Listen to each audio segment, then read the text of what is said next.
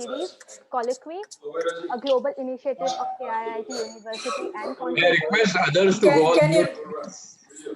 Can I I request request? everyone to please mute their microphones.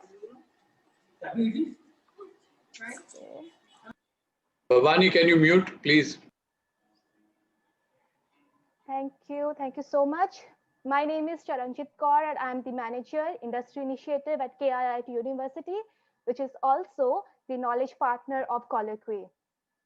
KIIT, deemed to be university located in the eastern part of India, is an institution of eminence founded by visionary philanthropist Dr. Achyuta Samanta. KIIT ranks 24th in the prestigious NIRF rankings. It has multiple disciplines ranging from management to medical science, social science, technology, biotechnology, and many more under one roof with more than 30,000 students spread across 1,000 acres. KIIT is one of the most progressive universities of India. Kontempore was started in 2018 as a knowledge management platform. Today, it has transformed into a digital company which deals with knowledge and business solutions. Kontempore helps to develop innovative people and technology-based solutions to fulfill the business needs through rigorous research and analytics. It provides transformative business solutions which will help the new age business to cope up with the present and future challenges in the area of talent and business management. Today, we have an amazing panel on the topic, building globally integrated workforce, where we will be talking about the big trends and what could directly impact the remote work culture. We have with us speakers from various parts of the world like Vietnam, Japan, Philippines, New Zealand, Thailand, and India. So let me take the privilege of introducing our panel and the moderator. Let me share the screen first.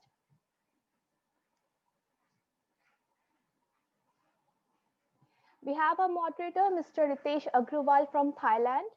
He is a seasoned global human resource leader. He had held several HR leadership positions in sales and in manufacturing domain in the FMCG sector across Asia Pacific. In his current role of sales capability head for Asia BU, he leads the training and development strategy for more than 5,000 sales personnel across more than 14 countries in Asia Business Unit of PepsiCo. Mr. Ritesh has also authored the book called Sales HR Strategy for HR and Business Leaders. The book is based on his experience of designing and managing HR processes for sales function and his views on managing the sales team effectively. Next, we have Ms. Sakshi Java from Vietnam with us. She is currently the Chief People Officer at Tiki Corporation. She has an MBA degree in HR with 15 years experience in HR field across Asia. She particularly has an expertise in e-commerce domain for both well-established e-commerce companies as well as startups. Before joining Tiki, she was HR director at Coupang, one of the leading e-commerce companies in South Korea.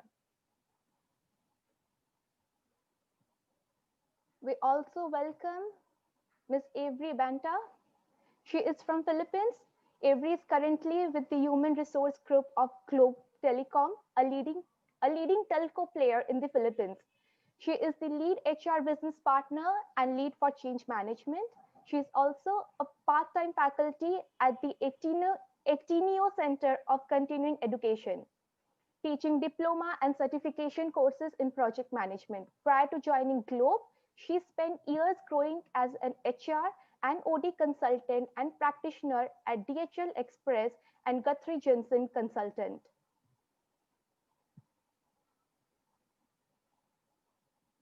We also have with us Ms. Sudha Sharma from New Zealand.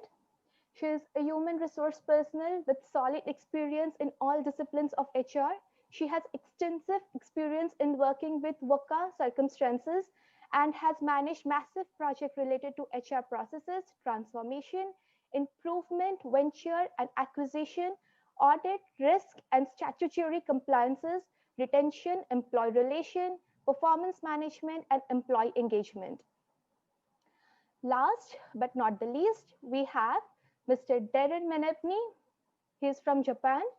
He leads Global Organizational Development Initiative at Ricoh Company Limited, strengthening employee engagement and building a stronger globe culture among Ricoh's 1 lakh employees. As a professor, he teaches courses in creativity, critical thinking, and analytical skills to international MBA students at the Graduate School of Management, Globis University. Once again, a heartiest welcome to all the awesome panelists. Now I would request Dr. Muthal, CEO, Kontempore, to set the context of the session. Dr. Muthal, over to you. Thank you, CJ. Very interesting. I'm so delighted to welcome all the panelists coming from different countries, diverse background, different cultures, to talk about integrated global workforce. What better than all of you come and joining us this afternoon in India, especially to talk about this very interesting global perspective on the global organizations and the global workforce.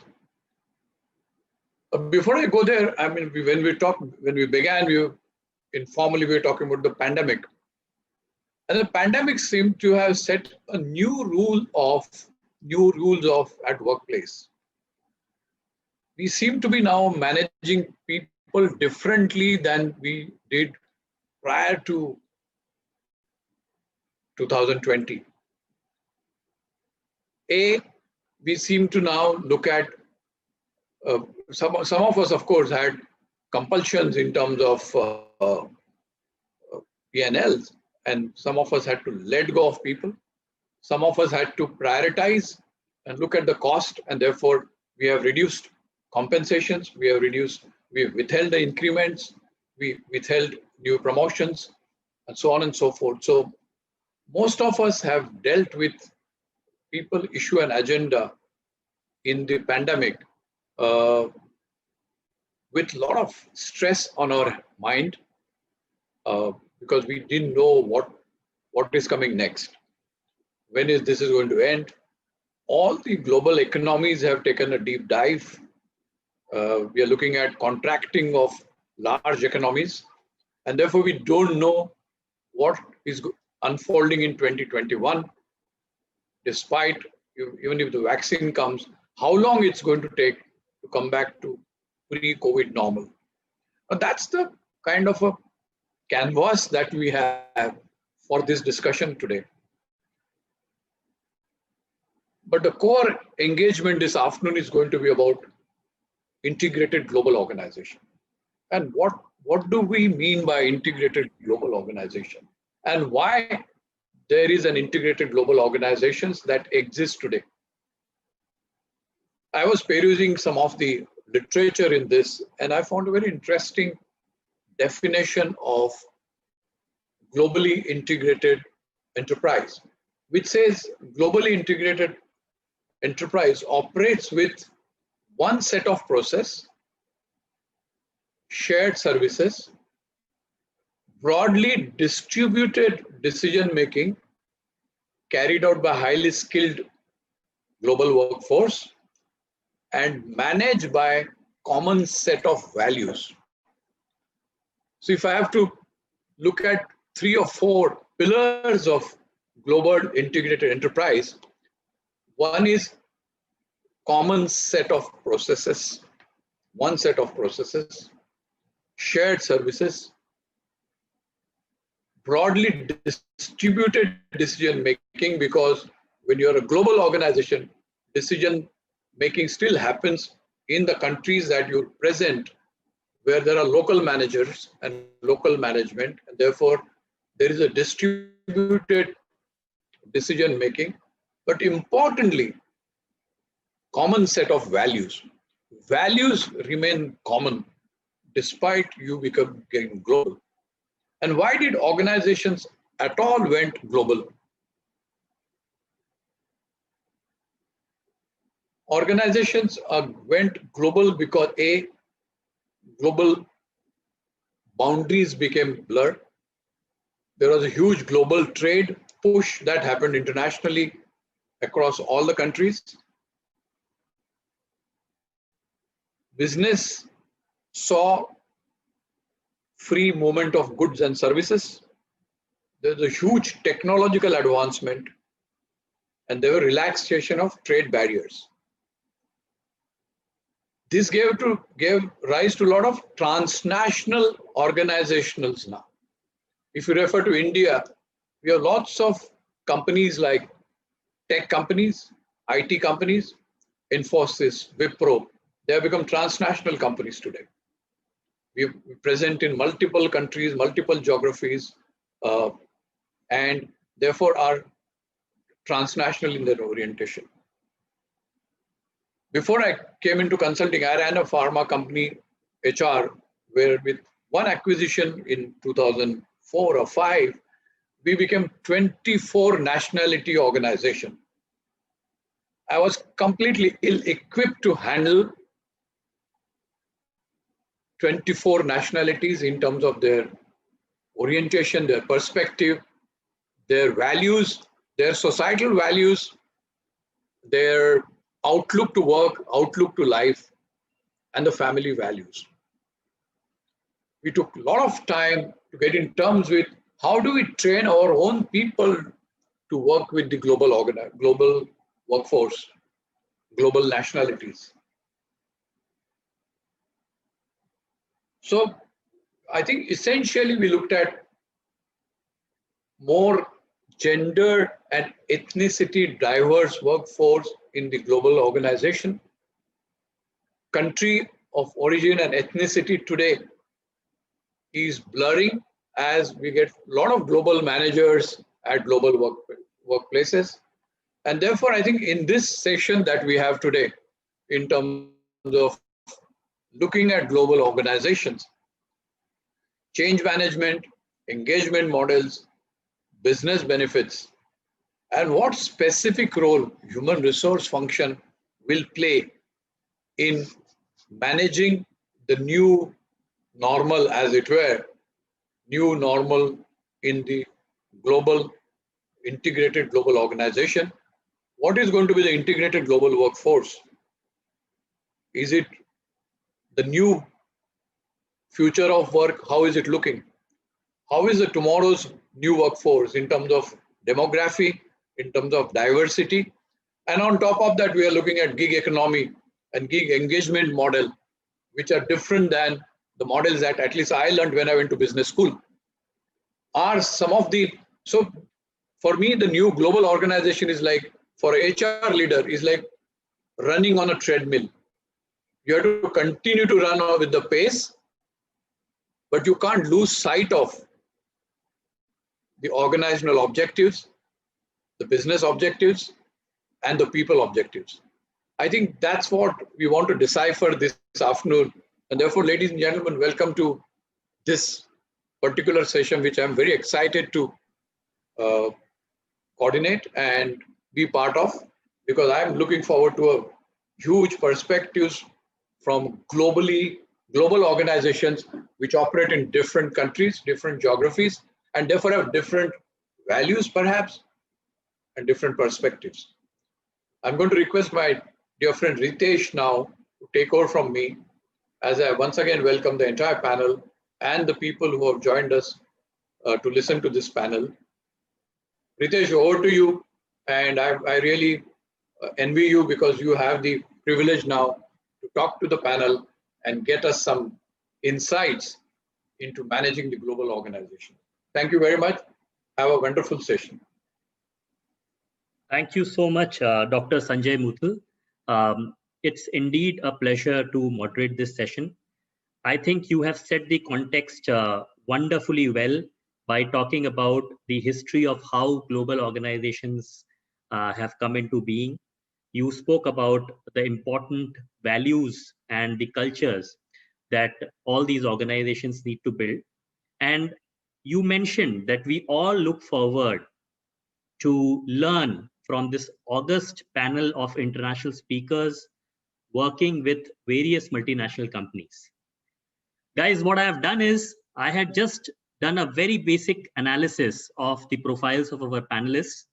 And I am privileged to say that we can't have a better company like them to talk on this very, very relevant topic of building globally integrated workforce.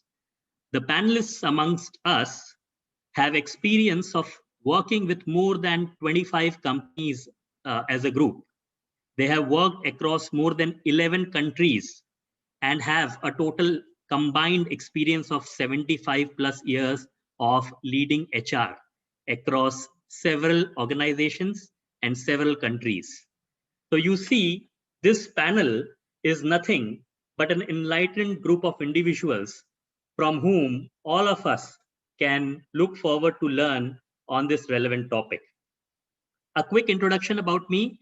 While Charanjit has spoken, and thanks Charanjit for inviting us here for this wonderful session, I'll share some of my introduction before we jump into the panel discussion.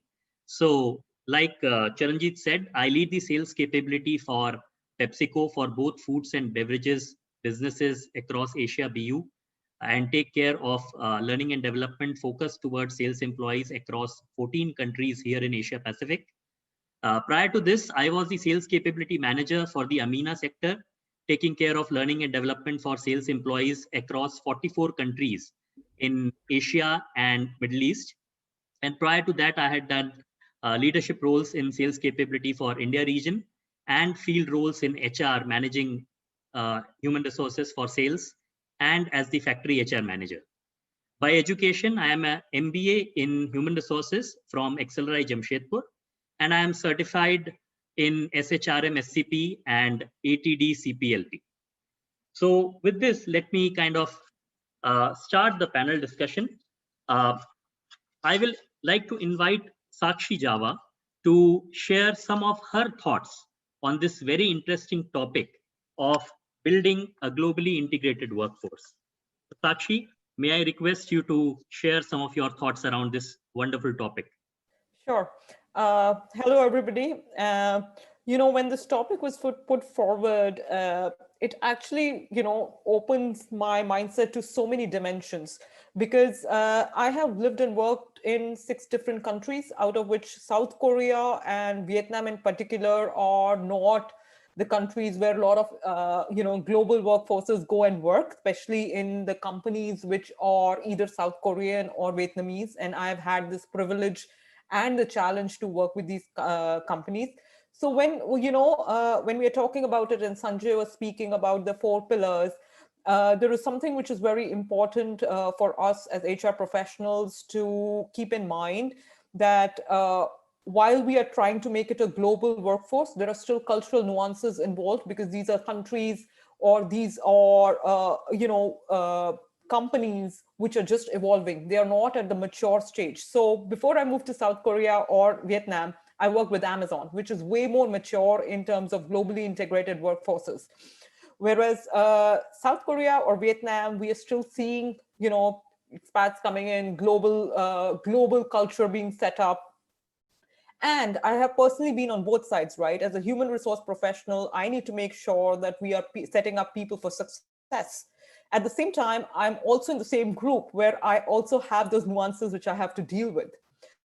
So how are we trying to deal with these nuances? There are multiple answers to it. But I always fall back on a principle that I learned is, in terms of the principles, we need to be globally aligned, but locally relevant.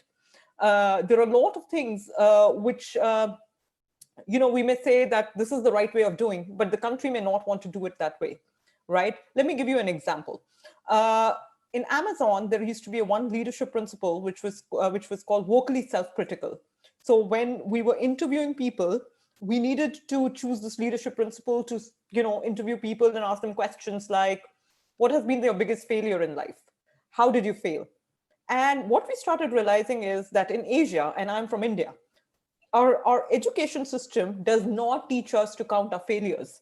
Our education system teaches us to say, I've never failed, I'm just awesome, right? And this probably holds true in a lot of Asian countries as well. So what was happening was people were just bombing interviews every time because they just said, so then we went back to this problem to say, how do we make sure that we are not losing on a good talent, right? So we had to go back to Seattle and say, we have to be locally relevant. If 99 out of 100 people are going to give this answer, you're going to lose on the best candidates, right? So, as HR professionals, we need to keep that in mind, that we try to ensure that we give a local flavor to whatever we set up as our core values and core principles. Also, at the same time, we need to set up people for success. Like, for example, in my career, especially in South Korea and Vietnam, I have seen people from a lot of backgrounds with rich backgrounds, very smart people come and fail. The reason of that failure is that as HR professionals, we are not setting them up for success. We are not giving them the context of saying, hey, when you come to a country, 1 month, don't do anything. Don't try to change things. Stay back, listen to people, understand what the strengths are, understand what what you can improve. I made my own mistakes, right? When I went to South Korea, I was moving from Amazon and I thought, remote working, there are no working timings, we can work whenever we want. And I tried to imbibe that culture in my team and it backfired, right? It backfired because I did not think through how the Korean culture works. People take pride in coming to office. People take pride in sitting for 10 to 15 hours and working. And, they take pride in gelling with their team.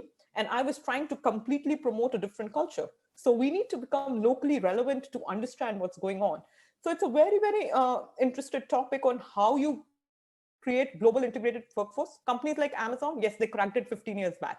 But the tech companies, the tech startups that are coming need the tech talent from all over the world, right? Because, there is no right or wrong in where you get talent. Like in Vietnam, we don't get good product managers. So we have to import product managers from across. But at the same time, we need to make sure that they understand the basic principles. And we need to set them up for success. There is another important observation which we need to do. For example, in Vietnam or in South Korea, we don't speak the language. So as expats, we need to understand we are in the country where we don't speak the local language. We don't expect people to speak English because we speak English, right? So if you give those small nuances and if you make people understand those small nuances just after they come, I think it's a very successful model of how you can build a local integrated workforce where people really understand that. A lot of times, I may have worked in 6 countries, 7 countries, but when I go to the 8th country, I may still make those mistakes because that country has a different culture. So it's very important as HR professionals that we build that bridge so that people can really walk and have a smooth starting. Because if the starting is not good, it's very difficult for them to cover up and then start becoming successful. And it's a loss for us. It's nowhere like a loss for the candidates. It's actually a loss for the companies like us, where we spend so much time getting this talent, waiting for this talent to come. And then suddenly, because of the cultural nuances, we're not able to get the best out of that person. Okay, I think I'm time up. So excellent first introduction on this wonderful topic, Sakshi. I absolutely relate with the fact that we need to be globally aligned, but locally relevant. And the most important thing, whenever any expat or anyone joins in a different culture, the first month or the first 90 days, as we say, are the most critical days in which one should observe and embrace the local culture and the work practices. Excellent points, Sakshi. Thank you. Thank you so much for this. Now let's move to the next person, the man with multiple skills, the man who is a writer, a TEDx speaker, a professor, as well as in his free time, he is also the global employee engagement lead for RICO, managing more than 1 lakh employees. So Darren, may I request you to share your thoughts around this wonderful topic, especially the fact that this topic becomes even more relevant in this post-COVID new normal situation. Over to you, Darren.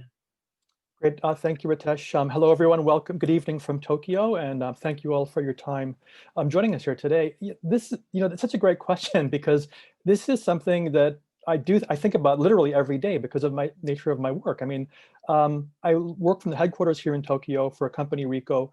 We have currently 90,000 employees spread around 50 countries who speak 26 different languages. So how do you integrate those people? And the word, integrated, I think, is the key in this question, because it implies that we have to kind of come together more.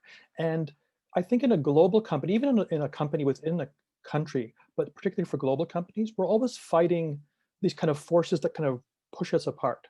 And so for a global company, I like to think of it in terms of, there's two axes. On one axis, we have these distances that come about through geography.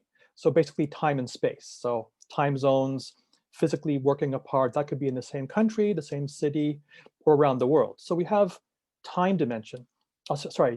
Geography dimension of time and space. But the trickier one to manage is the other one, which is what I used to call social distance. Now that has a whole different meaning with COVID, but what I mean by social distance is the distance we feel based on things like cultural differences, power imbalances, different approaches to leadership, culture essentially, language differences, so the kind of human distances that we have as well. And so we're always trying to find ways to shrink those distances for a global company. And there are some ways we can do that. And I like to think that we have three main levers that we can control to kind of integrate more strongly, reduce those distances of time and space and culture and power distances. And that's what I like to call TLC. That does not mean tender love and care, but that's important for leading a global company. I'm really talking about technology, leadership, and culture. These are the three areas that we really have to manage to tighten that integration in a global company or even within a country. Now, technology, of course, Zoom is a great example of that. We have to understand the technology. Leadership, we have to know how to lead differently. And I think this is something that we've seen a huge change forced upon managers and leaders recently. They've learned that how they lead in person, locally, does not work in an era of remote work as well. It's remote leadership is not just in-person leadership plus a web camera. It's a very different style of leadership. And we have to adjust to that, particularly when we have different cultures and time zones and expectations around. And so that third one, culture, I think is really the key. We have to understand our own culture, our own common sense. And I like to say our own common sense is not so common in other cultures, for example. So what I think is the right way to do things, common sense, does not travel at all. So we know about the importance of emotional intelligence in leaders. Emotional intelligence is great, but it doesn't work so well in a different cultural context. Then you need cultural intelligence as well. So you need EQ plus CQ when you're working overseas. So that TLC is three levers we have to make a workforce more integrated. And I'm going to come back up probably later talking about a lot of this falls to the manager in the end, to the team leaders. That's really who it falls down to, I think, managing these distances as well and shrinking these distances as well. So that's kind of the world we're in now. And that's how we can integrate a workforce more closely by managing these distances. I think though with COVID, back to the points that was made earlier, there's a lot of silver linings we're seeing to what's been going on, how workforce has been adapting and how companies have been changing to this. Everyone now knows how to work remotely. And if we think about that, that's a real big shift, because before it was only those of us really who did work either in global companies where by nature we had to collaborate with people using these technology tools, but now everybody has had a taste of it. And most importantly, executives and managers have had a taste of it now as well. So one of the silver linings, I think, is we'll see in some ways it's a bit easier now for global companies to understand how to integrate their workforces more, because we all know how to work remotely better. Plus, of course, we still have to learn how to manage cultural differences, linguistic differences as well. That also means that we have, and I think this is something that Sakshi mentioned earlier, that we have the ability now to have a more global workforce. So our talent pool now becomes global. That also means we're competing for global talent on a bigger playing field as well. So these are some of the silver linings I think we get from COVID. And these are, I think, new dimensions we have to add to how to integrate our global workforces, how to manage culture, how to manage linguistic differences, how to manage perceptions of what is common sense, how we do the work, doing all of that while at the same time trying to retain the talent that we have now, who wants to work remotely. There's a great study that I read, a couple of studies. Anywhere between 78 to 90% of employees want to continue with a hybrid work style now around the world. That's huge. The majority of our workers don't want to go back to business as usual. So whether we're a global company or a domestic company, we have to learn how to manage that workforce. We have to learn how to integrate global talent. We have to learn how to manage that global talent, all the while getting back to the point from Sanjay earlier, how to align around our company's values and culture on a global scale. It's a huge challenge, but it's an exciting one. And I'm looking forward to hearing from the other panelists how they are tackling that challenge as well.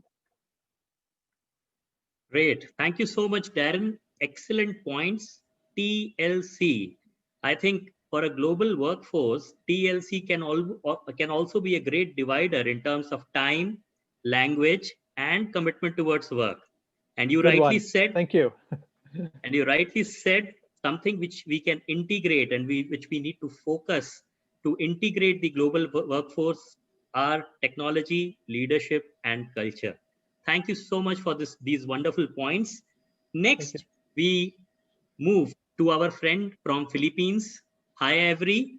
I invite you to share your thoughts and your perspective on this topic. Hi, Ritesh. Thanks so much. And hi, everyone.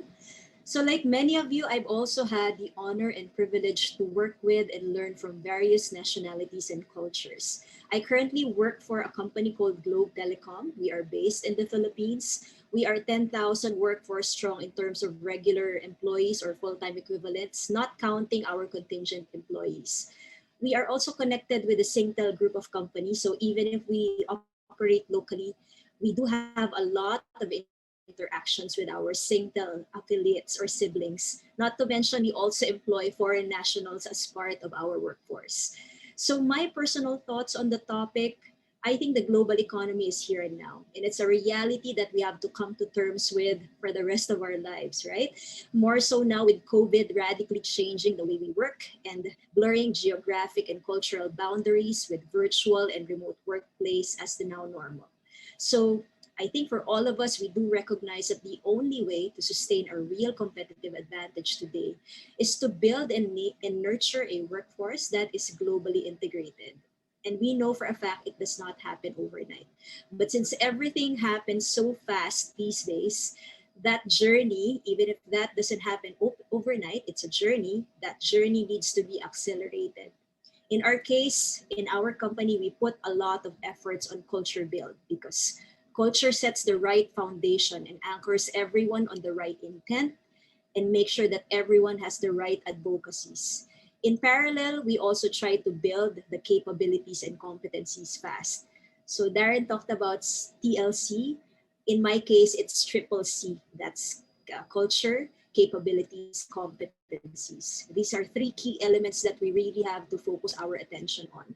The interesting part is that technology as a great catalyst of global economy has played an even stronger role today, with many things becoming online, virtual, and digital. I never really imagined that it would work like this. I still remember back in February, we were just thinking, what if we shift 80% of our workforce to virtual? We didn't think it would work until the pandemic hit us March in full blast, and we had no choice but to move everybody on a work from home. And guess what? Today, it's actually working just fine. We are just as productive, if not even more. In fact, recently, we even we did a pilot, an experiment. We asked employees to go back to work on a volunteer basis. And out of the 80% who are working from home, you only have I think 2% who actually went back to work because now they think that home is better than office. Okay, so the point is, as we continue to build culture, capabilities, competencies, we also need to invest on the right technologies because more and more we are realizing it's a critical non-negotiable for us to flourish during these times and scale any efforts that we want in the organization so we can truly become globally integrated. Back to you, Ritesh. Thank you so much, Avery, for the wonderful insights on CCC, culture, capability, and competencies. I will add one more C, which is very relevant to what you do, The fourth C is about change management, right? And how we can kind of integrate the change management amongst the different styles of workings of people coming from different backgrounds is a big question which organizations need to answer. Thank you so much for these insights. And let me invite our last panelist, Sudha. Sudha is also a woman with multiple talents. Apart from her full-time work as the National HRBP, she also is an English language facilitator and works with refugees and migrants as a volunteer. So Sudha, welcome. May I request you to share your thoughts on this interesting topic? Thank you, Ritesh. Really appreciate your introduction. Hi, everyone. It's interesting when we talk about building globally integrated workforce, because just the topic alone, when I sat down and thought about it, this topic has been part of Accenture for a very long time.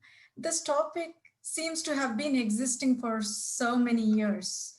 From the last 10 to 15 years, this topic has been spoken, and the whole concept is evolving. But I guess what I really wanted to start with is what Sanjay spoke about in terms of context. It is really important to understand why businesses are changing their workforce practices.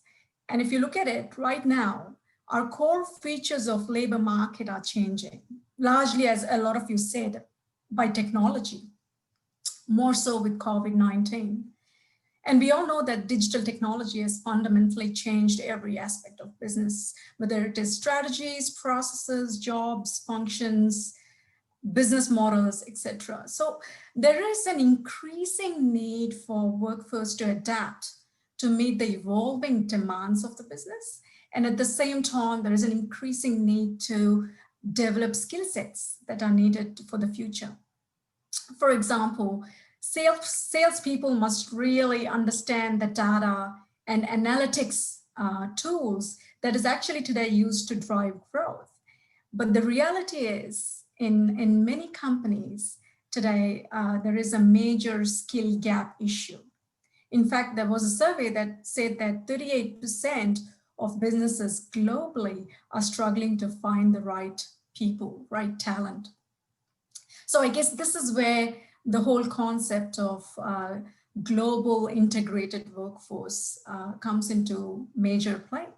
And personally for me, having spent a lot of time at Accenture and having accessed a lot of resources, having done a lot of global roles across geographies, it resonates with this concept that was coined by Accenture 5 years ago, and the concept is called liquid workforce.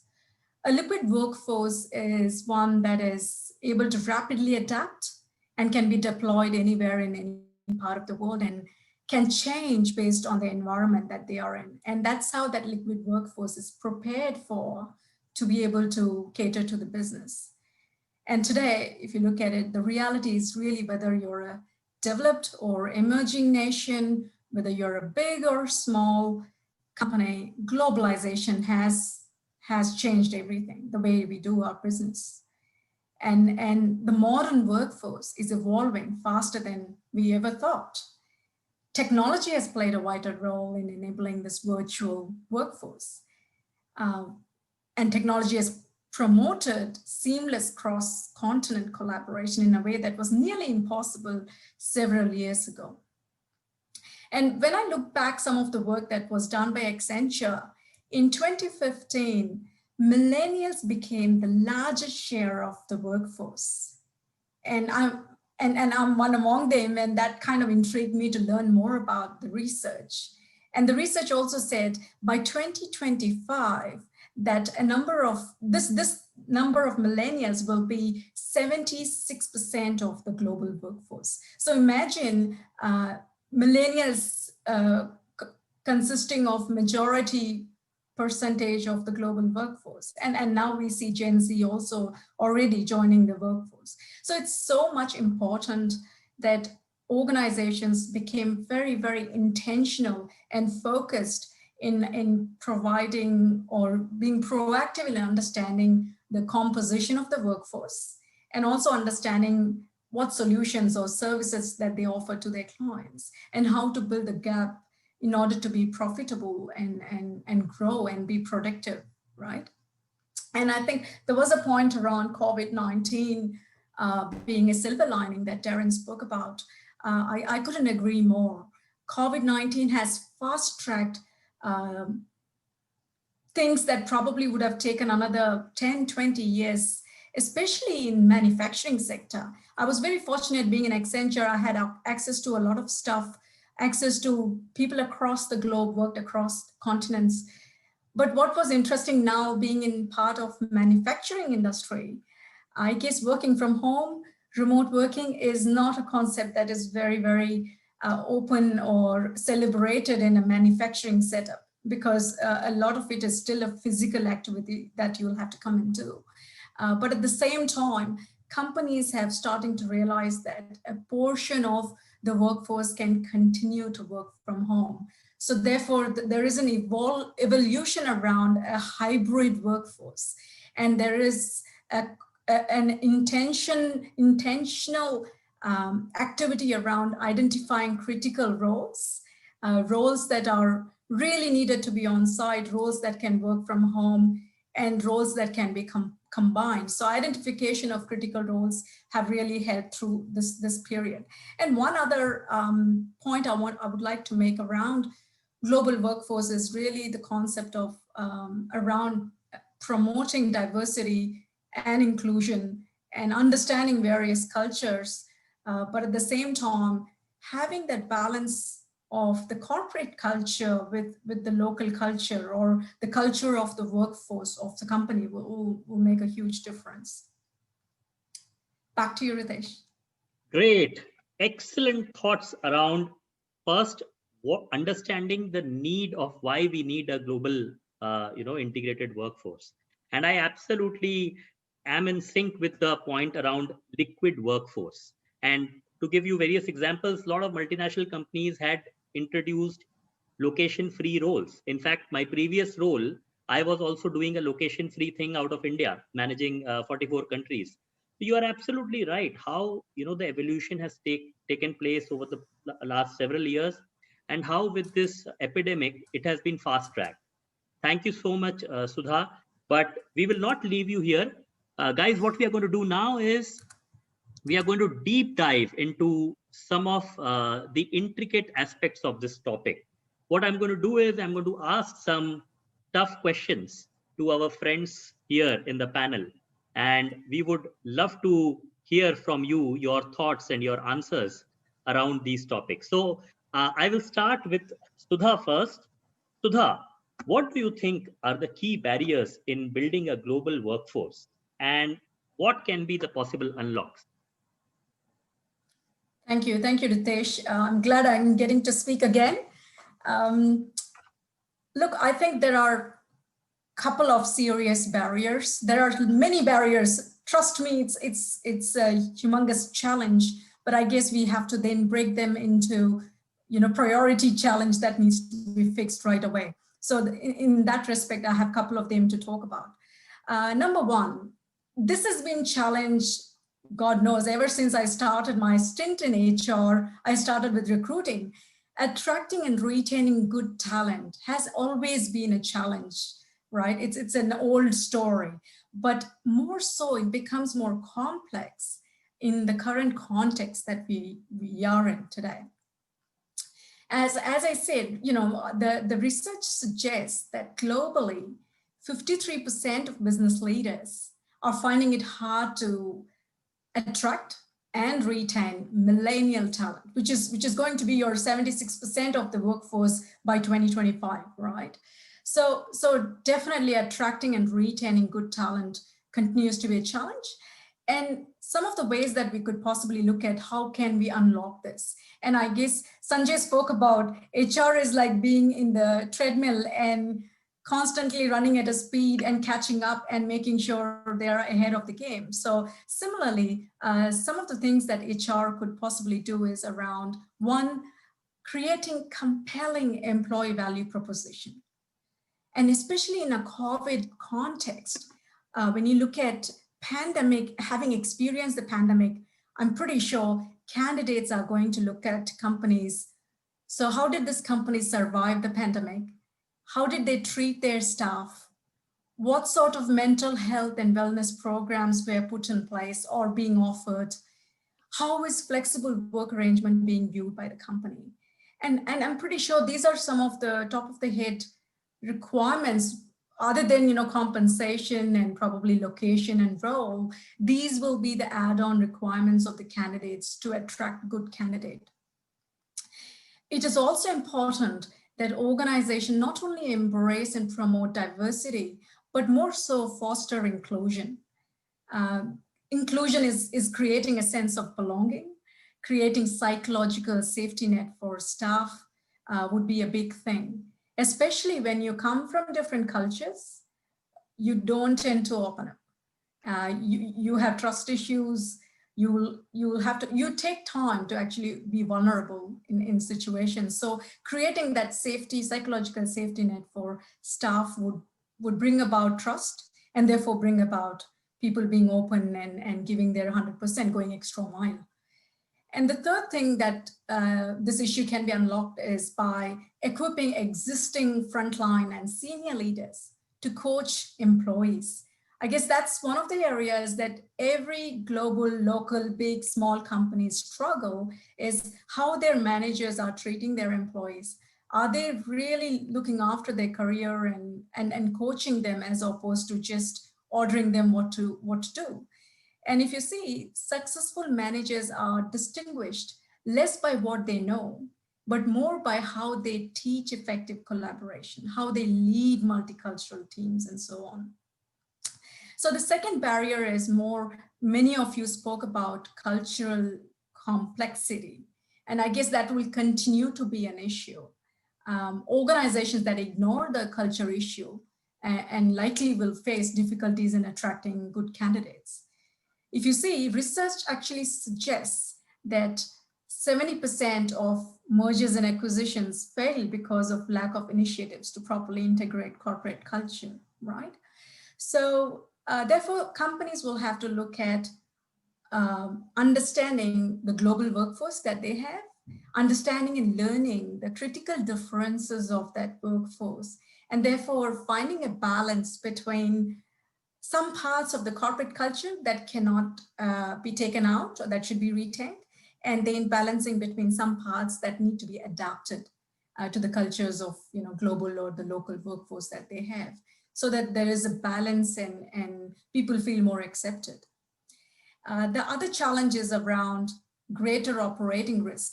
I think it's so important as HR to have a sense of business understanding, a sense of where the business is going, larger strategy, business strategy, and whether we are achieving our long-term, short-term goals as a business is so important for an HR person to know, because companies are having greater exposure to local operating risks, whether in the past it was more around political, economic, regulatory issues.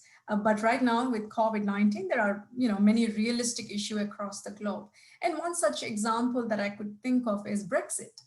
When Brexit happened, God knows how many companies were so worried that they couldn't travel to Europe without a visa, and the traveling isn't going to be easy. The cost is going to increase, and so on and so forth. So I guess that's the other part of greater operating risk because of the environment that we live in.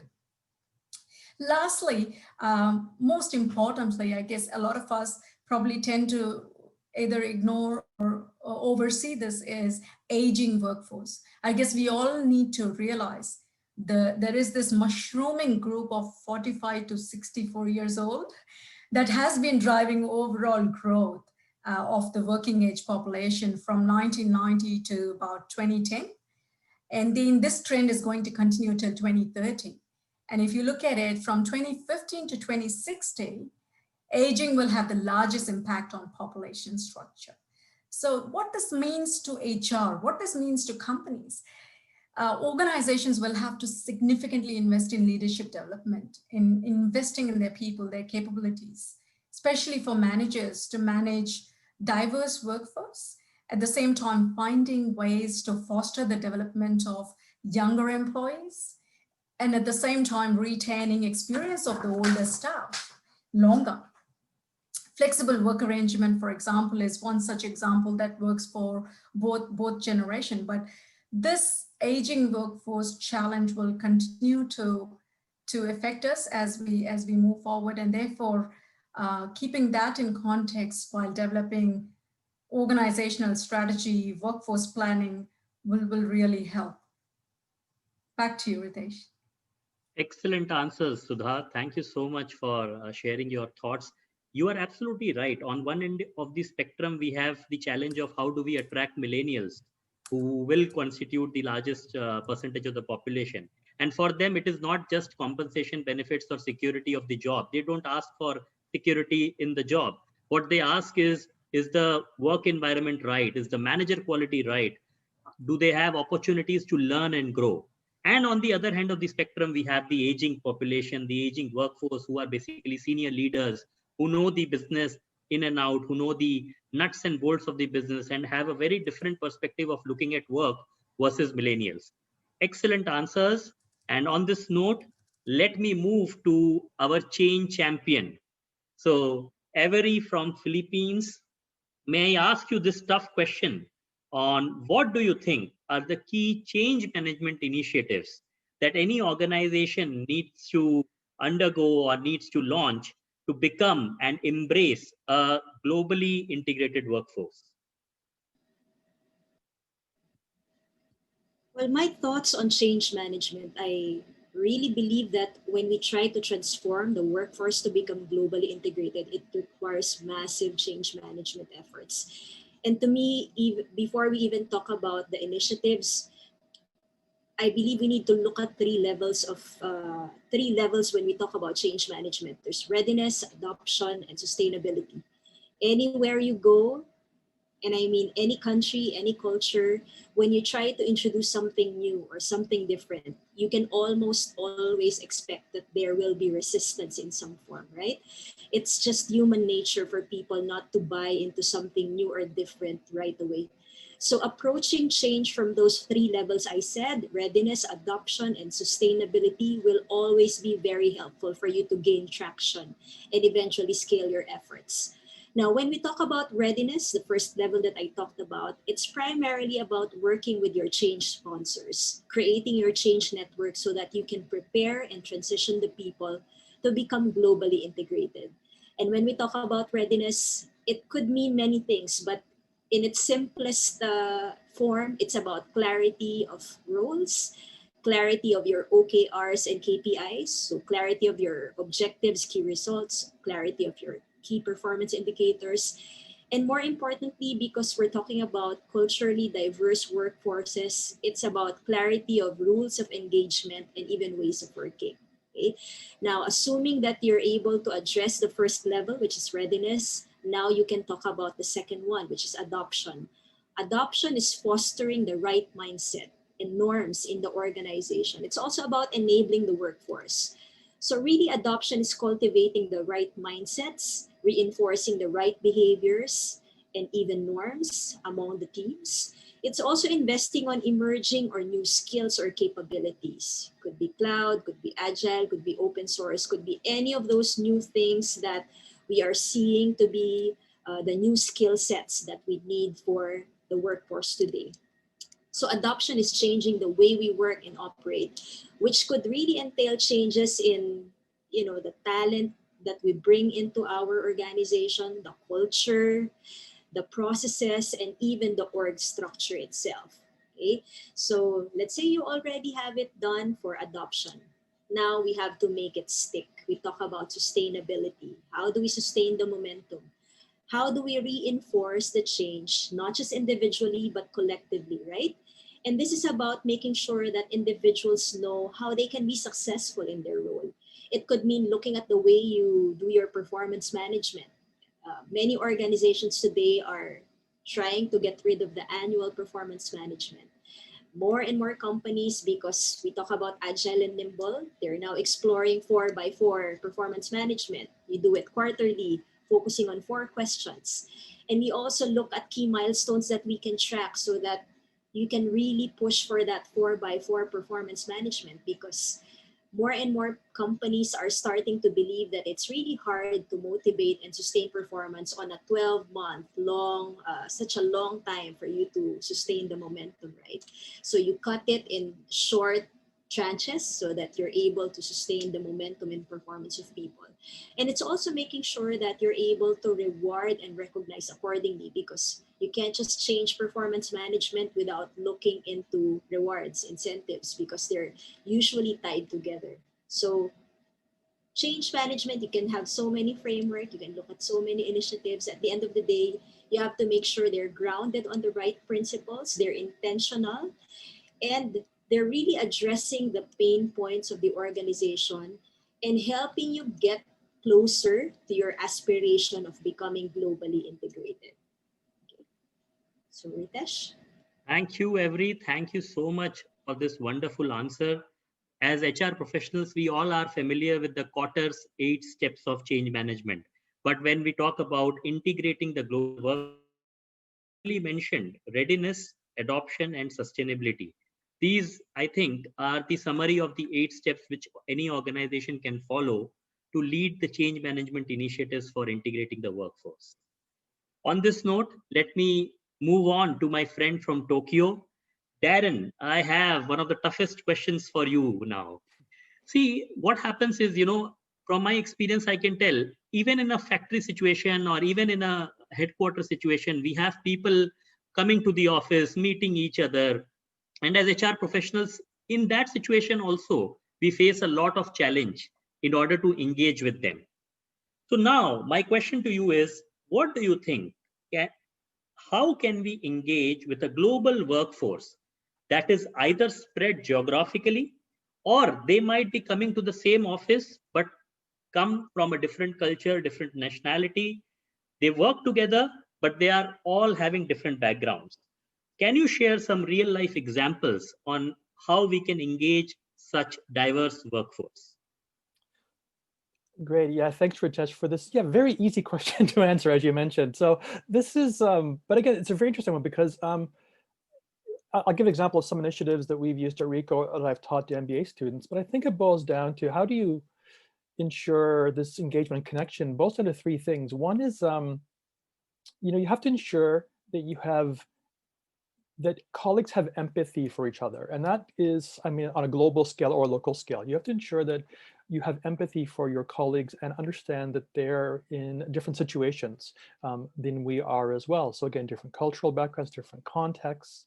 This could be even within the same office, as you said as well, when you have multicultural companies, multinationals, or where you have colleagues, when you're working on a project team, your colleague is 8 or 10 time zones away from you in a very, very different culture. So how do you, again, understand other people to build empathy for them? Because once you build empathy, you understand their situation, it makes collaboration and communication a lot easier. And at the end of the day, that's what we have to do when we're working in any global company, collaborate and communicate with our peers and to achieve some outcome, some goal of our project team as well. So what simple thing, it sounds simple, but it's not that easy to do, is we have to have very intentional, but that's a word we've been using a lot, intentional training and awareness building around not just knowing cultural differences, but also looking at cultural similarities, because we don't want to be focusing on differences constantly. We also want to look at what do we have in common with our peers from different cultures and build bridges that way.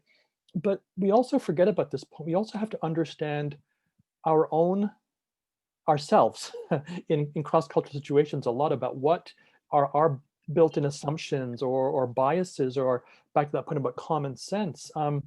So what we try to do, what we've done in RICO, what I've done is I've rolled out some cross-cultural training around the world. I've delivered it to folks here in Japan, in the US, across companies in Europe. But the focus on that has been less about understanding cultural differences, which of course is important, but also more about understanding cultural similarities and understanding the situation of your colleagues to build empathy. So as an example, my colleagues in EMEA and the US, giving them training on how Japan works.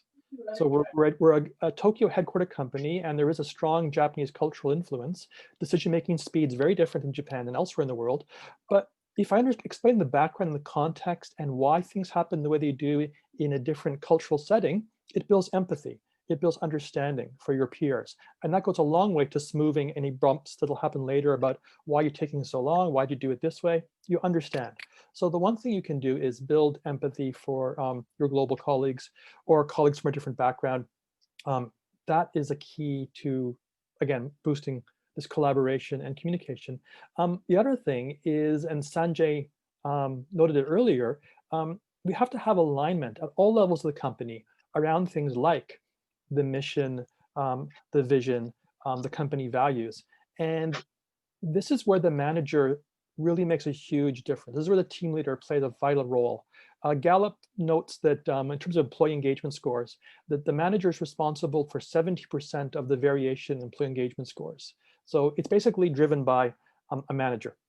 So making sure we, of course, hire and develop the right people is a challenge in its own, as my peers have mentioned.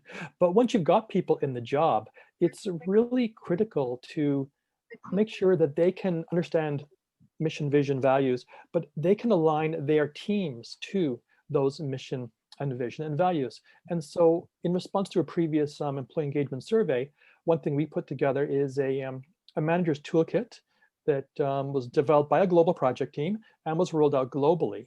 And one of the modules in there is around purpose, helping employees find purpose and aligning them to the company's mission, vision, and values. So a simple thing that a lot of managers maybe are not doing is one-to-ones. We do those, but one-to-ones not talking about work so much and more talking about understanding the situation that the employee's in. But if you are talking about the work, make it less about the project and more about how does the company's mission, vision, corporate decisions, the latest quarter results, how does it matter to you, the employee? Why should it matter to me? So what's in it for me? I think a manager can get much better at aligning the high level corporate stuff with what's happening at the employee level as well. That's where they play a vital role. So this toolkit we created gives some guidelines on how to run a one-to-one or small workshop sessions, for example, on what do the company values mean to you? Not at a very fuzzy level, but practically speaking, when you do your job every day, how do the company values help you make decisions to serve your customers better, to support your peers? Very operational stuff. Make it very physical as well. So that's the second thing, enhancing this alignment, where the manager plays a big role. But the third one I think is really vital is for each employee, they really have to have a sense of their own individual purpose for work. I call it, why do I come to the office every day? Every employee should think about that deeply. And what I mean by deeply is, you might say, well, to make money. Okay, good, that's noble. We want more than that. But I mean, at a very level, all employees want to come to the office to make money. But dig deeper to find the real purpose for work. Why do you want to make money? Well, I want to support my family. Aha, well, why do you want to support your family? Digging deeper can help people find a connection to their purpose for coming to work every day. And then if we can align the individual purpose with the company purpose, we've got it. And that goes back to Sudha's point earlier about the importance of millennials. Corporate purpose means a huge deal to millennials. So this is something that is not just a necessity now. As she mentioned, it's an even more important necessity as this workforce shift goes on as well. So in that manager's toolkit I mentioned before, we had a very simple exercise called What's Your Why? To run with managers run this What's Your Why activity with every employee. And it's just a matter of running the Toyota 5 Whys. If you know Toyota 5 Whys, Toyota 5 Whys is to ask why 5 times. Why? And that will get you to the core of any problem. And if you begin with, why do you come to work every day? Why? You can help employees identify their individual purpose. They can make them feel happier about why they come to work every day. Employee engagement's up, and they are more engaged with both the local operations, but the global operations and the global purpose of the company as well. So it's something that works at multiple levels, but ultimately it connects the individual employee to feeling pride for working for a global company around the purpose, values, mission, vision of the company. Thank you, Darren. I think this is this is a tough question for all HR professionals in a global company, and you have answered it so well. And I am absolutely resonant with your thought that it is the manager who can, make and break the employee experience. And in my book, in fact, in chapter 7, employee engagement and motivation, I had mentioned that the truly meaningful and lasting engagement is always made by the manager. So thank you so much for sharing this. Thank and you. I love the real life examples that you had implemented in your company, the cross-cultural trainings, as well as what's your why. I think this is a very, very effective tool, which many of us can replicate in our companies as well. Thank you so much, Darren. Thank you. And guys, to ask the last tough question, let me invite my friend from Vietnam. The audience should know that Sakshi is also the winner of the prestigious CMO Asia Women Leader Award. Sakshi, my question to you is, as a business partner in HR, what do you think are the key benefits of any business resorting to this initiative of building a globally integrated workforce? What benefits the business gets, and how we can kind of show this to the business leaders? Right. It goes to a very, very basic step, which I think all the panelists have touched upon. But what we've not touched upon is, in a lot of companies still around the world, working still means logging in and logging out. A lot of managers still believe that if my employee walks into office at 8:30 and walks out at 8:30 p.m., this is a successful guy. Why are you promoting this person? Because he does not take time off, because he comes to office and works for 12 hours. So that is a challenge which, I have been dealing with for a long time to make people understand the concept of productivity. Now, as we talk about global workforce, as we talk about being remotely located, working flexibly, this becomes even more challenging. And let me give you an example. We did not face the COVID situation in Vietnam as most of the world did, thankfully and luckily. So we only had a 3-week lockdown, which meant that we only had people working out of home for 3 weeks. And this gave me a good opportunity to go back to the business and say, see, we work for 3 weeks and we can do it. So let's make it flexible. And we are a tech company, right? We are a tech company. So let's make it flexible. So the first challenge which I received from the managers on the ground is, how do I know whether this person is working or not? And I was amazed, saying, don't you have goals for this person? Don't you think this person has things to work on? They're like, no, I need to see the person in office, right? So that got me thinking that we talk about OKRs, KPIs, but at the end of the day, it's boiling down to whether I can see this person in office or not, right? So it starts from there to make our managers equipped with making sure that people are productive, giving them tools around productivity rather than logging in and logging out, right? So that is one thing which we can benefit from doing this, is we will exactly have the productivity measures, which a lot of organizations have cracked it, but a lot of organizations are still struggling with it. The second thing which I think this helps is it graduates managers to leaders. So I see a very important difference between managers and leaders. And the name itself is that. Manager means manage, leader means lead. So as a manager, I can do the work which you are doing better.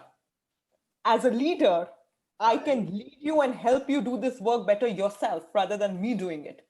So it helps us encourage making people leaders, right? It helps us telling people that there is a difference. So I saw that happening now, because we are equipping people to be leaders and not managers. Not everybody can do it, but at least we've started thinking on those lines, that these are two different roles, right?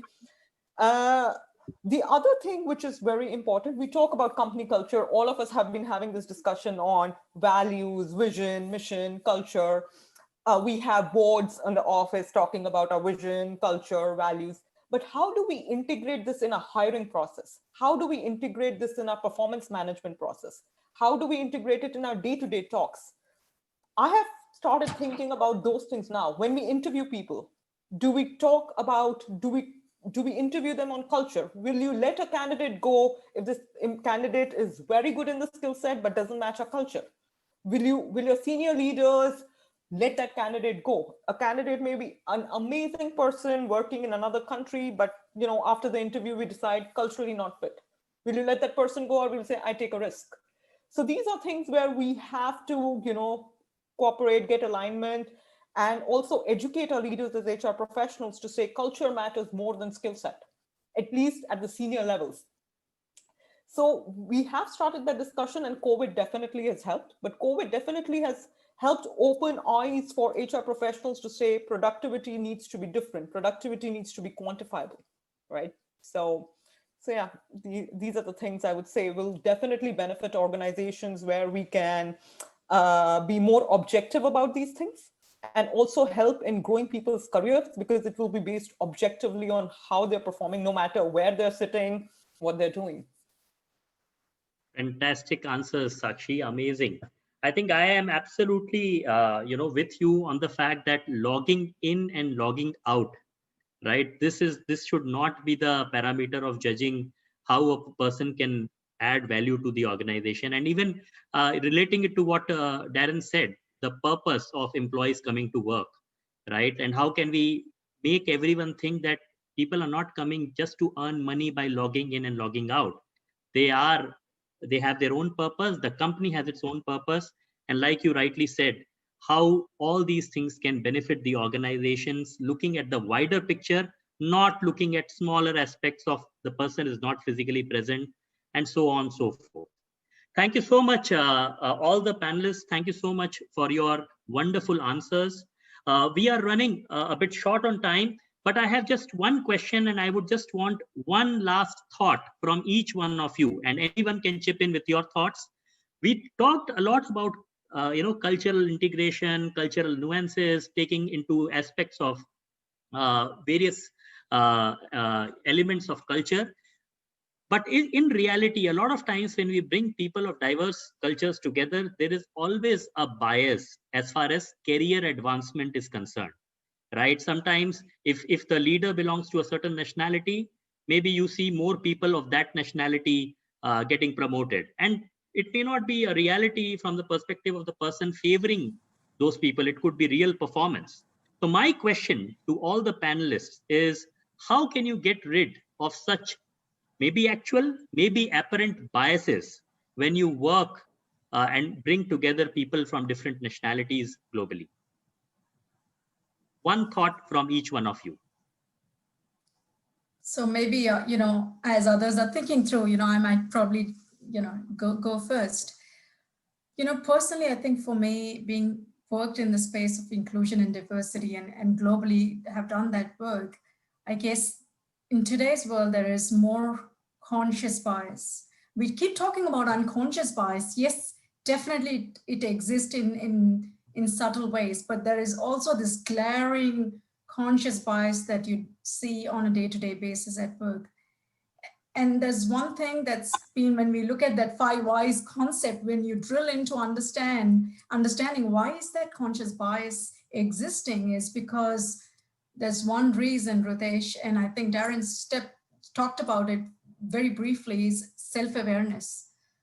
Does our leaders, do our frontline managers, do they understand themselves? Is there an understanding of where they come from? Do they make sense of people around them? What are the kind of people they work with? And in what context do they work? So I guess self-awareness plays a very, very big role for the leaders, for them to lead teams effectively, but at the same time, creating that sense of belonging, eliminating biases, being aware of your own shortcomings, being aware of your own biases, and using that when you actually make decisions, when you actually create processes, when you interact with people, constantly being intentional about it really helps. Great point. Thank you so much, Sudha. Anyone else, guys, please feel free to share your thoughts. Yeah, I'm just building on what Sudha just said. This point about engaging with people. I mean, I mentioned earlier about empathy, how to build that, but nothing reduces barriers more than just meeting people from different backgrounds and different contexts. So when I first joined my company, lunchtime was really valuable because I was meeting people from all different cultural contexts. And over lunch, you learn a lot about somebody. And that's why, you know, any kind of project management, you learn the first thing you do in the kickoff, you have a kickoff on any project team because you want people to get to know each other, because social bonds will reduce any kind of, can reduce cultural differences. Now the challenge of course is, that's great in the old days where we could fly around the world and have kickoffs. We can't do that right now. So this is why I think we need to be doing more of these virtual coffee chats, virtual happy hours, whatever you want to call them. But I think we have to have more of our work interactions to be unstructured conversations where we can just give people time to know each other as people, not just as my coworker, yes, but as humans, right? And that's even more effective when we do it on global teams. Whenever I start a project team, I ask everyone to write down a couple of questions. I ask them, are you an owl or are you a lark? Are you on a scale from extrovert to introvert, where are you? Strategic to operational, deep thinker, or you know, blue sky thinker? Do you work best if your head's down or in groups? Kind of build profiles for each other like that, and then we share it with the whole team, so the team can have a sense of the different people that they're working with and what kind of cultural context they're coming from. So again, it's just awareness, and the best way to build that awareness is just have these interactions. And if we can't do them in person, nothing beats having a 1 hour virtual happy hour, virtual coffee chat where we don't talk about work at all, and try to get this with your global colleagues. The challenge, of course, there is time zones. When it's coffee for one person, it's beer time for another person, but you manage that somehow as well. Fantastic point, Darren. Sudha, just, you know, one phrase which comes to my mind is the most difficult thing in life is to know yourself. And you have touched it right by talking about it. And Darren wonderfully said that, you know, sometimes we connect to each other only for transactional work.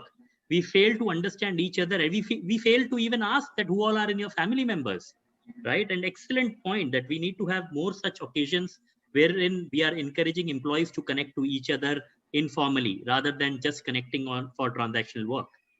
Over to Sakshi and Avery. Yeah, so I think it's been beautifully put by both Sudha and Darren. I would just add one thing to it, that if you have a culture of transparency in the organization, this kind of biases will not come into picture, or it would, even if it comes, it will put the leaders into a self-realization mode. So if a culture of transparency is built right from, you know, it goes from top down, these challenges can also be avoided, or if they are, the managers can be made aware of them. So that has been my experience as well, that usually in a non-transparent kind of an organization, these kind of challenges keep coming and they will never be solved unless there is a feedback mechanism involved in it.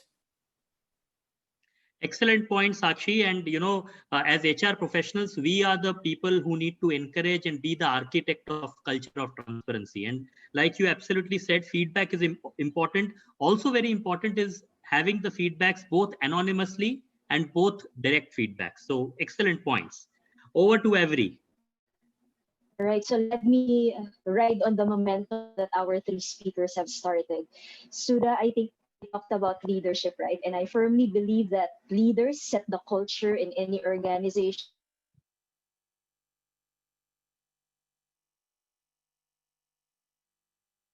But the leaders would play a crucial role in making sure that we propagate the right behaviors, right?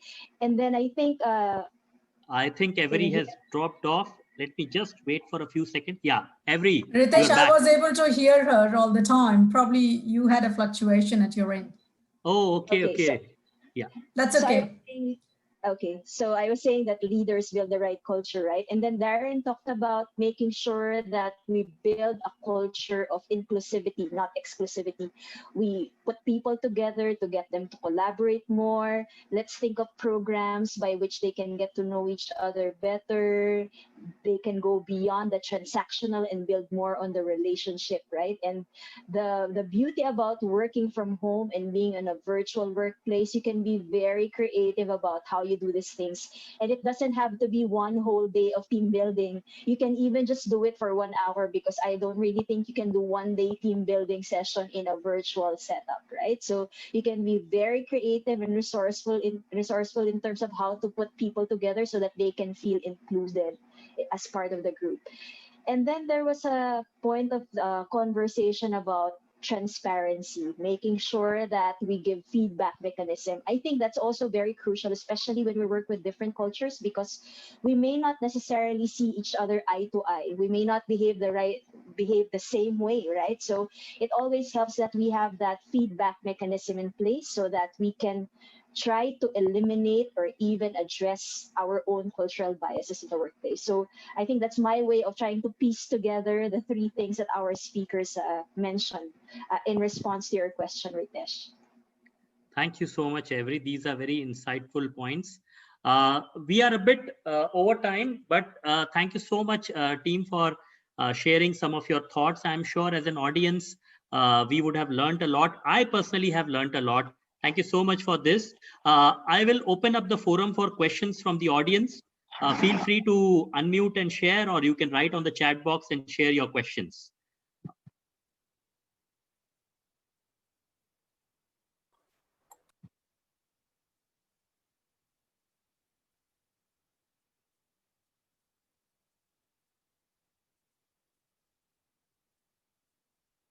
Any questions, guys? Feel free to unmute yourself or write it in the chat box.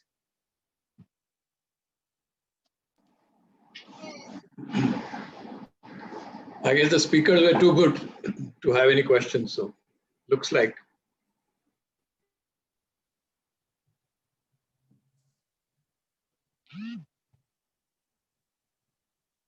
I see some questions coming through, Ritesh. Sure. So there is a question from Aishwarya. The question is, what are the strategies to retain the best talent? Your thoughts, team? The interesting part that we realized recently, because we are faced with the challenge of keeping our talents because we have new players coming in the market, is that retention is not just purely monetary. You need to understand what really drives the person to stay in a company. So it's not necessarily money. It could be career advancement. It could be a change in what the person does. It could be as simple as autonomy in doing what he likes. So it really depends. I think the key here is to have that, for leaders to have that conversation with their people and understand what makes them tick, and not assume right away that it's going to be just about salary or benefits, because it has to be something that is aligned to what the person really needs and what the person really wants. Great point. So let me move to the... Sorry, quick answer from me there. Sure, Darren. You have to give employees choice. If you don't give employees choice, they will vote with their feet and leave. That includes where to work. Like I said, 90% of employees want to work remotely, work hybrid. If you don't give them that choice, they're going to go work for somebody who does. So giving employees choice and options, huge talent retention. Absolutely. Okay, let me move to the next question quickly. Please guide for 3 critical steps to be taken for D&I in the organization. Any specific programs and tools? This question is asked by Alapini Deshmukh. Probably, Ritesh, I can give a go. Sure, please. I think, first of all, D&I have shifted that to I&D, inclusion and diversity, because I guess inclusion actually solves a lot of diversity issues that we have. I guess to begin with, one has to really understand what does the inclusion and diversity means to an organization for the company that they're working, right? What is the, basically understanding, doing a baseline exercise, understand where you are in the barometer of your maturity in terms of I&D, what is the composition of your workforce, where you are headed and what's your goal? What do you want to do in this space? Do you want to hire more female staff? Do you women into the workforce, or it's going to be various other areas of diversity in terms of LGBTQI or people with abilities and cross-cultural. So I guess it's very important, first of all, to know what you do as an organization, where do you want to head to, and assess your baselining, your current situation of inclusion and diversity. Once you know your baseline, where you stand in the space, then you can take baby step towards defining key priorities for your inclusion and diversity goal. It could be gender focused. It could be any pillars of inclusion and diversity focused. And I would suggest that just take baby steps.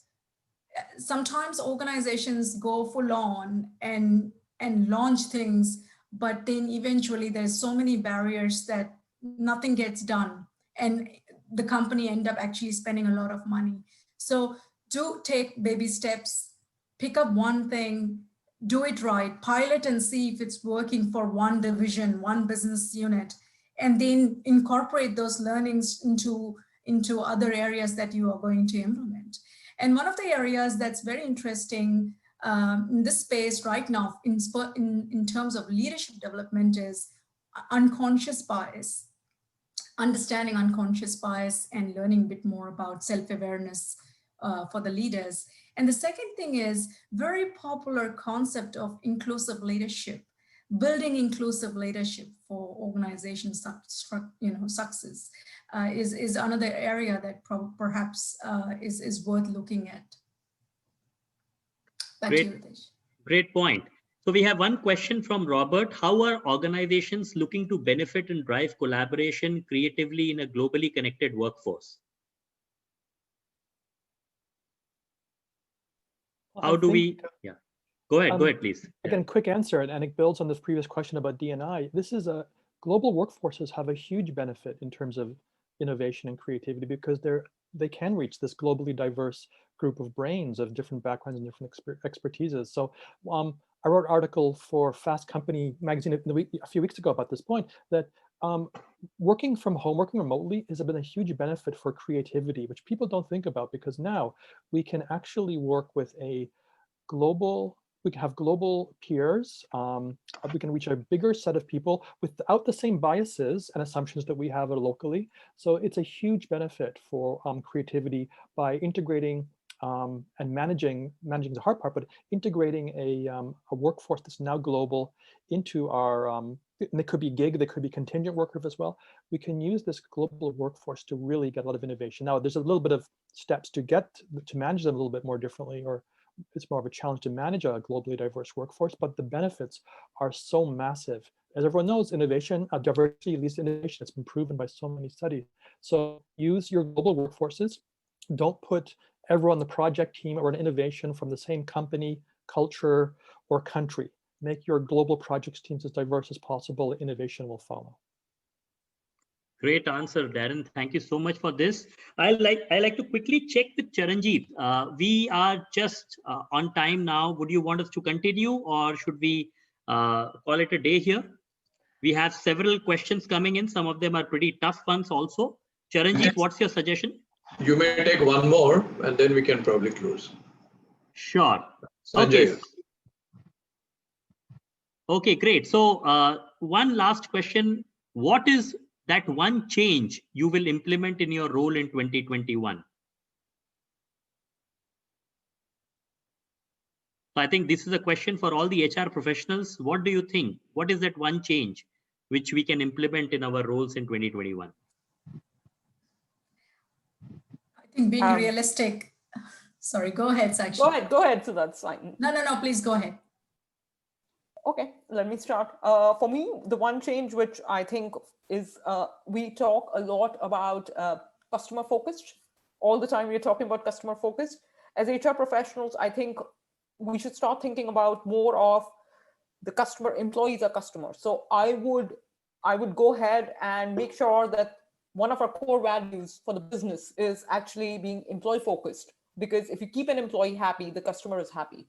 And as we are building a globally integrated workforce, it becomes all the more important to be able to connect to these employees remotely, to be able to set up a vision, mission, cultural values, top down, which goes to all employees, so that the customers all over the world are also happy. So I would like to directionally change that mindset from customer focused to being employee focused, because that's probably step -1 before we actually come to step 1 of making the customer happy.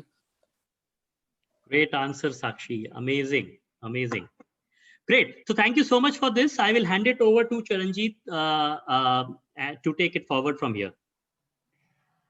So CJ, before you take it over, I can't resist but to say thank you to all of them, because I really enjoyed the discussion, and especially to Ritesh, because you really moderated this very well. So one big hand for you.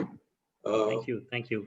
Very interesting conversation, but you know, at the end of the day, I always keep thinking, people today are looking, people when they come to your organizations, they're looking for purpose and meaning to their lives. There is a huge quest inside the human being today, and more so as we become technologically connected, interdependent, but do not see each other in flesh and blood. In the process, we are looking at the world which is extremely connected, click off the button, everything at the fingertip. But somewhere, my personal belief is people find themselves very lonely. They come to your workplace with certain aspirations, hopes, and purpose of their lives. And if that organization is able to provide them that, whether it is globally connected, not connected, I think sometimes we make this very complicated, because all of us go to B school and bring the principles of learnings from somewhere else and apply it in our own. But to me, if we are able to provide them the purpose of life that they are seeking in our organizational vision, values, and purpose, they will stay with us and they will contribute and make it grow. I firmly believe personally that, you know, as we get into more global, diverse world, huge work happening on, like Sudha said, on D&I and all that. But at the core of the heart, if we can manage people by one very simple principle, and that is what Gandhi propounded, that is what Mandela propounded, the servant leadership. If you keep people ahead of you and let them do what they do and support them, I think organizations will be much, much better places to work, much more easier places to work, and people will look at contributing more to the business and the whole national structure, ethos, and values. And therefore, from our own scriptures, if we look at, and I'm sure scriptures of every humanity, in Hindi we call it Satya, Seva, and Prem. Truth, service, and love are eternal principles of human and mankind. If we practice them in our leadership style and in our organizational ethos and culture, we will be winners at the marketplace. Thank you so much. I wanted to just butt in. Thanks for allowing that, Ritesh, and over to CJ. Thank you so much, Dr. Muthal. So a wonderful session has finally come to an end. I hope the session was really enriching and fruitful for everyone present here. Thank you, everyone. We appreciate your time. Thank you all our esteemed speakers, Avery, Sakshi, Sudha, Darren, and a big thanks to Ritesh for moderating the session so well. Thanks, Dr. Muthal, of course, for your valuable insights. Thank you, Ashish, for sincerely committing to the event and make it a great success. Thank you so much for investing your time with us on this weekend. Watch out for this space for the next KoloKwi, and we will see you next time soon. Thank you. Good night for some of you, and bye-bye. Bye. Let's Thank you so Thank much. you, everyone. Bye, everyone. Bye. Bye. Enjoy your weekend. Stay connected.